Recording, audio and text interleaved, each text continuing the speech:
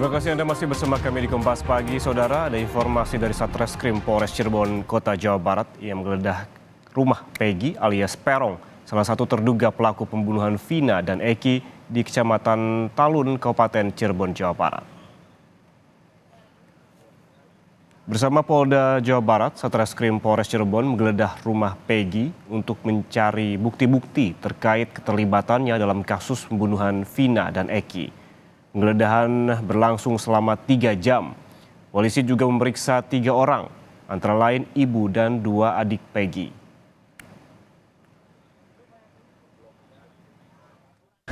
Penggeledahan dilakukan di kediaman yang ada di belakang. Itu yang kita cari adalah bukti-bukti yang sekiranya dapat membantu membuat terang proses penyidikan yang sedang kita tangani. Di sini adalah lokasi atau alamat yang merupakan kediaman berdiam daripada saudara P. Dah, itu aja. Ada berapa orang? Ada berapa orang yang ditemui Pak Sedang? Yang ditemui berapa orang dan Di dalam tadi ada 3 orang. Ya. Siapa aja itu? Tentunya pihak keluarga, kemudian juga ada beberapa saksi. Penggeledahan rumah Peggy terduga terlibat pembunuhan Vina menyita perhatian warga sekitar. Mereka penasaran dan kembali mengingat kasus yang pernah ramai di tahun 2016 silam. Seorang warga menyebut pada 2016 polisi pernah menginvestigasi dan Peggy membantah keterlibatannya dalam pembunuhan Vina.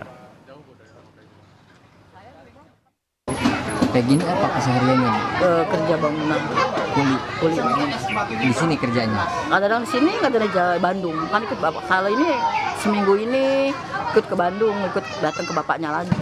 Ya waktu tahun 2016 saya kesini sih, interogasi sih, polisi banyak tuh apa kejadian tuh malam itu. Tapi ibunya nangis karena anaknya nggak merasa ada di sini di Bandung Pada saat itu? waktu tahun 2016. Tak jadi kepolisian bawanya motornya ditarik gitu loh.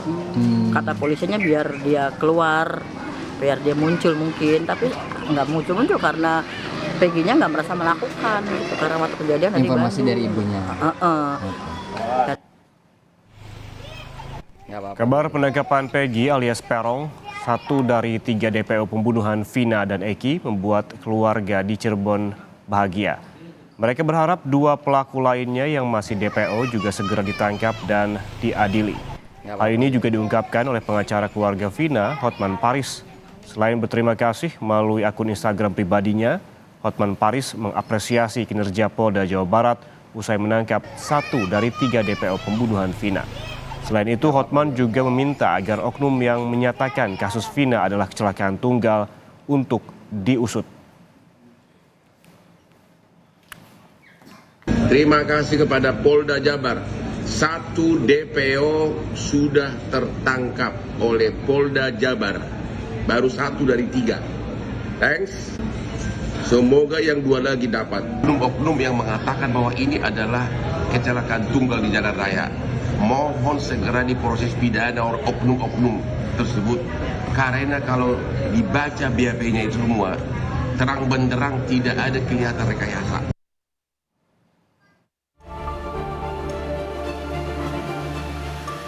Setelah buron selama 8 tahun, polisi akhirnya menangkap Peggy alias Perong, 1 dari 3 DPO kasus pembunuhan Vina yang kasusnya terjadi 2016 silam di Cirebon, Jawa Barat. Kabid Humas Polda Jabar menyatakan penangkapan Peggy yang bekerja sebagai kuli bangunan dilakukan Selasa malam di Bandung. Penangkapan Peggy hasil kerjasama dengan Mabes Polri dan mendengarkan kesaksian terpidana lain kasus pembunuhan Vina yang saat ini masih menjalani hukuman. Saudara Peggy alias Perong yang saat ini kita ketahui bernama Peggy Setiawan. Dia merupakan warga Cirebon yang bekerja di Bandung sebagai buruh bangunan. Sehingga tadi malam kami lakukan upaya paksa penangkapan terhadap terduga pelaku Peggy Setiawan di Bandung. Pemeriksaan ya terhadap terpidana yang saat ini berada di lapas. Sudah kita lakukan pemeriksaan dan saat ini kita berhasil menangkap 1 DPO. Kasus pembunuhan Vina dan Eki menyedot perhatian. Kini, kuasa hukum terpidana Rivaldi mengungkap kejanggalan dalam penangkapan kliennya. Dalam surat penangkapan kliennya pertanggal 30 Agustus 2016 tertulis untuk dugaan penganiayaan, perbuatan tidak menyenangkan dan pembawaan senjata tajam dengan ancaman undang-undang darurat. Namun tiba-tiba Rivaldi digabungkan dengan 7 terpidana lain dalam kasus pembunuhan Vina dan Eki. Rivaldi juga mendapatkan tindakan tidak manusiawi dan diminta mengaku atas nama Andika selaku eksekutor pembunuhan Vina dan Eki. Cuma sama penyidik mengatakan mereka tidak kenal sama sekali, tidak saling kenal. Hanya kata penyidik, polisi lah, nggak tahu petugas ya, kita ngomong apa, penyidik bukan penyidik ya. Itu Andika, mereka ngomong termasuk si kliennya Bu Titin siapa? Sudirman mengatakan tidak, saya juga tidak kenal. Tuh. Jadi dia bukan Andika, tapi disuruh seolah-olah dialah Andika.